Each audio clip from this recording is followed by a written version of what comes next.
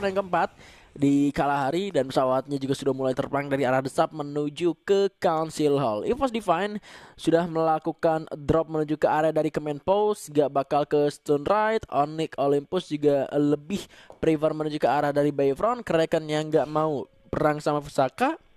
Lalu ARF pun gak terlihat mau perang early sama Fusaka Esports. ARF akan turun di area Mammoth dan kemungkinan ARF ini bisa dihimpit oleh tim Todak ataupun Kagendra yang berada di area dari The Base itu sendiri. Cukup luas area yang bisa diamankan oleh para pemain dari Fusaka Esports.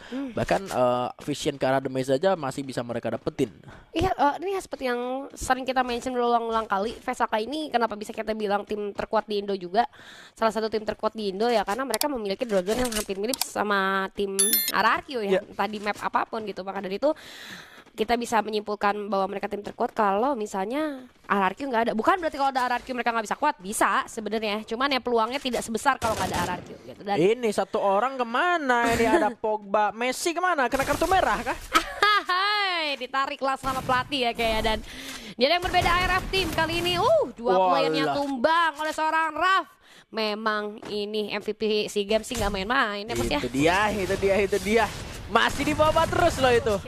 MVP SEA Games-nya ini nih dari KG Raf yang berhasil merupakan 2 pemain dari RF Team. Itu dia satu assist yang sangat baik dari rekan-rekannya, membuat kali ini Raf bisa mendapatkan 3 poin eliminasi. Satu lagi Raf harus gulung medkit dulu, sabar dulu, datang temennya. Kali ini Raf juga berhasil menumbangkan satu lagi quadra kill untuk Raf. Raf bisa dilakukan sama anak Elite bang. Kurang cepet aja itu kerja-kerjanya. Kurang cepet dikit, tapi ya kita gak akan pernah lupa bahwa ini MVP SEA Games, meskipun udah lama ya, tapi tetap aja MVP SEA Games di hatiku lah. Pokoknya Bos Raf ini memang bukan kali-kali 4 kill. Kopi gitu. Kopi, habis ini kita ke belakang lah ya. Dan walaupun kalau bisa katakan kan tadi ada backup dari teman ya tetap aja, tapi kontribusinya seperti itu tadi di early. Fusaka Esports ternyata setelah turun dari Winery langsung bergerak ke arah Foundation. MBR Epsilon akan menjadi the next target daripada tim Fusaka itu sendiri. Ini village sudah mulai dibuka kali ini.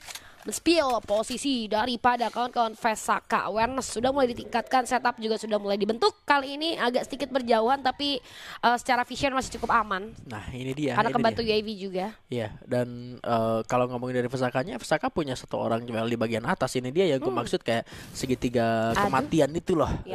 Area foundationnya bisa mereka tahan, tapi kalau misalkan ini terlalu lama, udah terlanjur masuk ke foundation, ini bakal susah juga buat balik lagi ke area dari refinery-nya, kecuali emang mereka selesaikan perangnya atau ngorbanin satu million sweat untuk balik ke refinery. Tapi kalian gak dapet apa-apa gitu loh, kalian gak perang terus balik lagi dari area foundationnya. Sekarang David sudah terkena heal dari Casey yang diberikan oleh seorang Hans. Gila cepet banget ya healnya. Ya betul sekali, memang diperuntukkan untuk di situasi seperti itu. Tapi hati-hati, sebuah ledakan sempat dikirimkan ke arah satu orang beserta dengan Trill of Pedal yang sudah diterima oleh seorang CB yang berada di bagian depan sana. Harus lebih berhati-hati lagi. Dan Joel masih belum bisa melepaskan tembakan ke arah para pemain dari MBR Epsilon karena visionnya juga gak terlalu banyak. Oke, kita lihat kali ini udah ada granat dari seorang Haidans, nampaknya on point sekali. Berbahas satu player, ini dia momentum yang bisa langsung di follow up walaupun ada save itu kan save terlambat ya tadi ya. Apa kayak gimana? Kayaknya save-nya dibuka sama yang save-nya dibuka sama yang revive ya. Makanya akhirnya Hansnya tumbang, tapi kita lihat kali ini inisiasi sudah dilanjutkan oleh kawan-kawan dari MBR. 3 player langsung oleh tapi Lozi-nya terjatuh. Namun backup pun dengan cukup cepat dilakukan juga. Rehan juga akan 1v1 bersama satu pemain di sana. Namun masih belum berhasil dijatuhkan, dia di bagian dalam. Hansnya terjatuh, Besto juga berhasil dapetin seorang Haidar di sana. CB akan mundur ke arah belakang. Ini dia terlalu lama, tidak ada momentum dan malah hal tersebut bisa dimanfaatkan oleh MBR Epsilon dengan sebuah ledakan dari seorang Haidans yang sangat cantik sekali. CB tumbang juga lagi-lagi di tangan seorang Haidans dengan golden moment.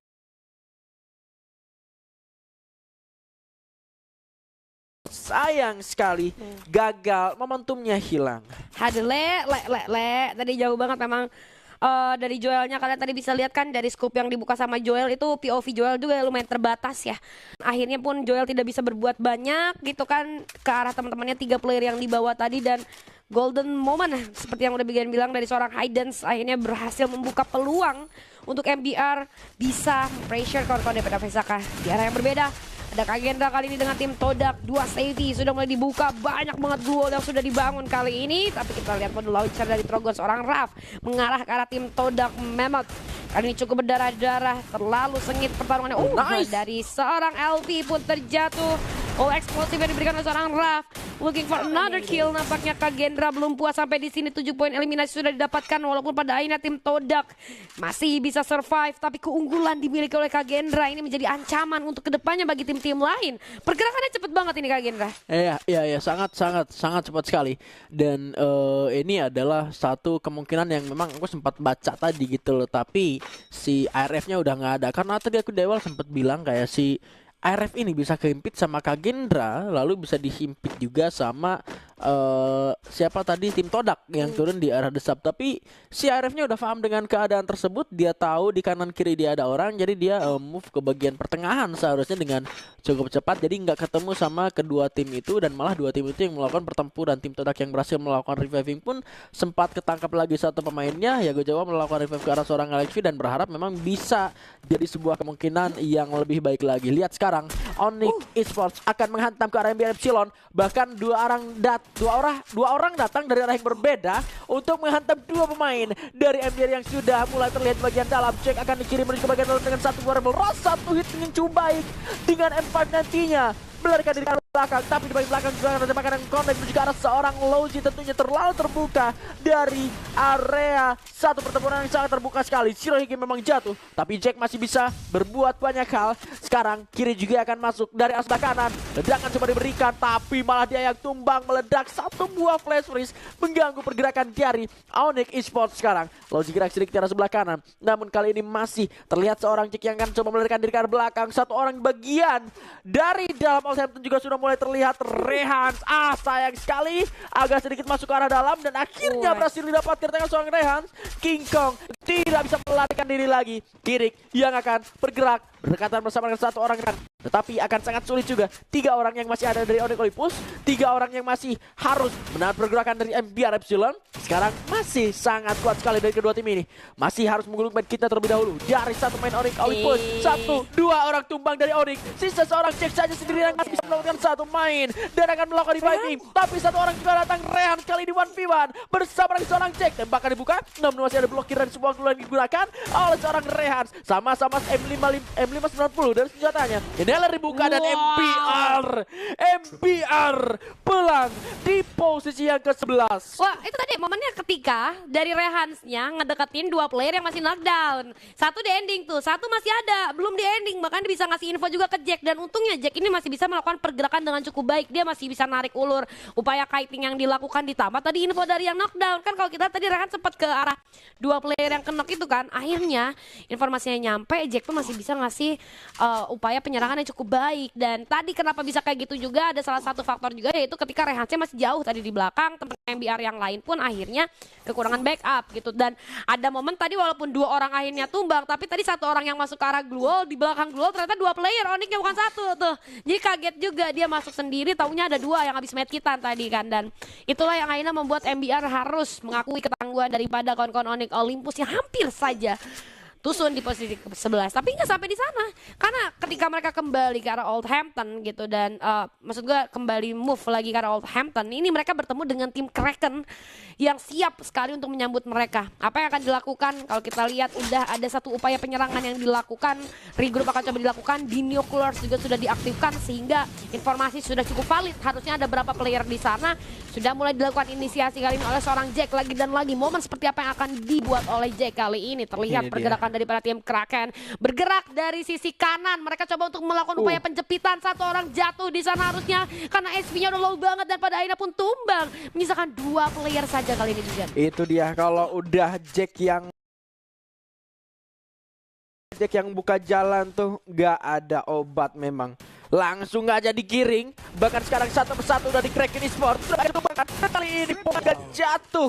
Oldhampton sepenuhnya dikuasai oleh Onyx Olympus. Ini aku jadi agak bingung lah ngelihat Onyx Olympus.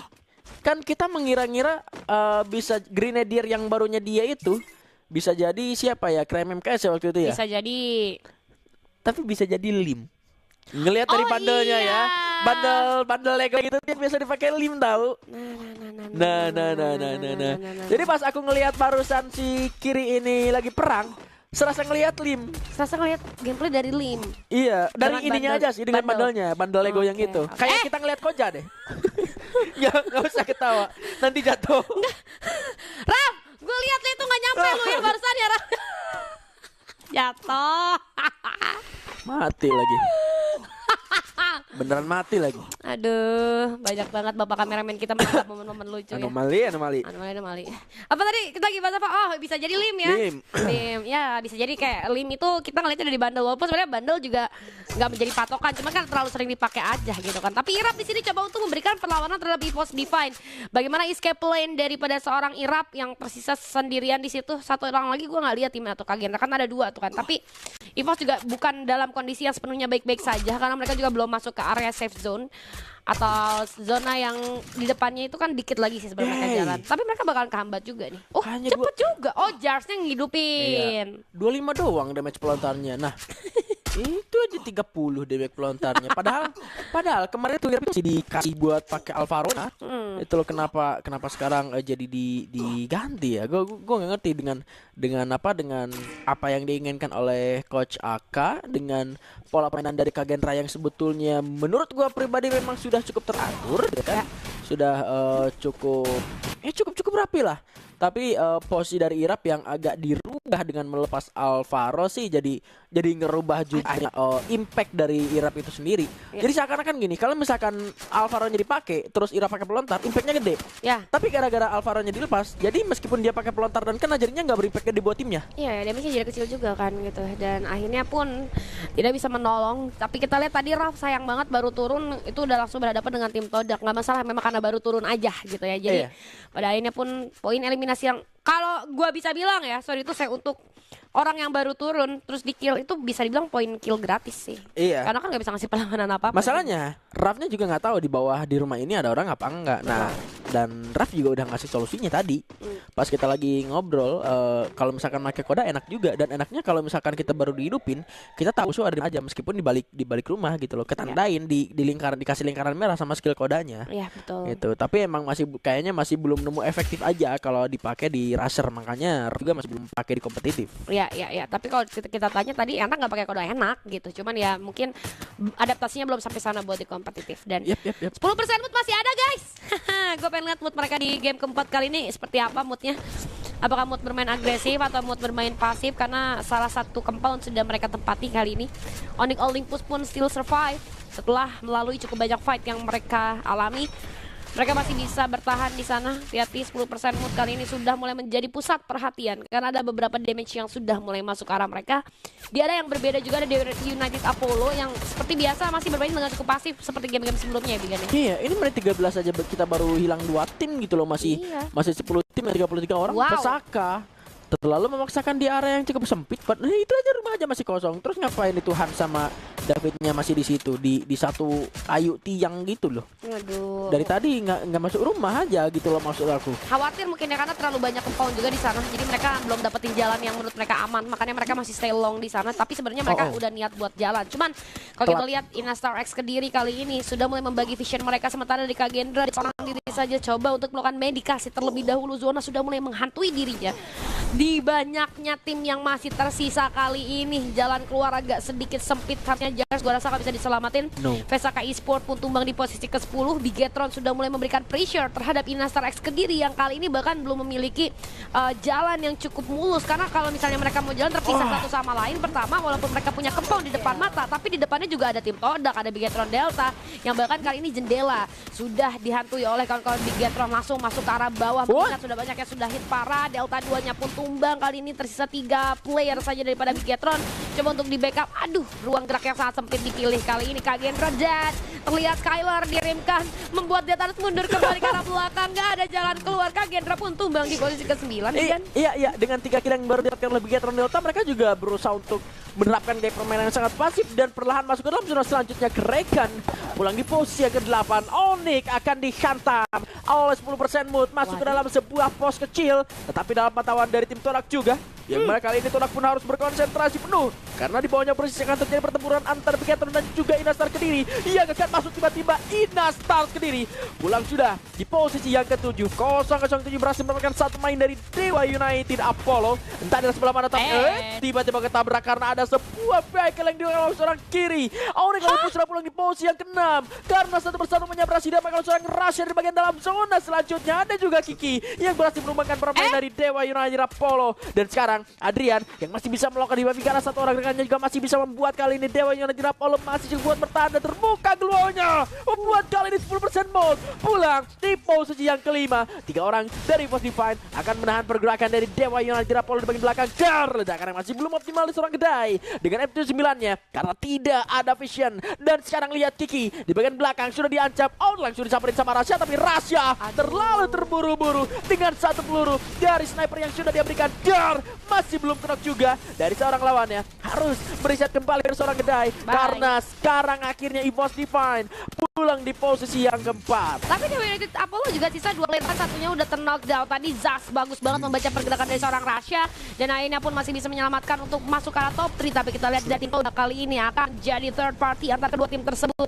Awal skor dari saya di sini jadi orang terakhir Dewa menang kurang cukup parah. Dia untuk bakal join aja walaupun serem sih jatuh, tapi akhirnya bisa juga masih sekali dari seorang yang perhatian udah Nah, segar dua tim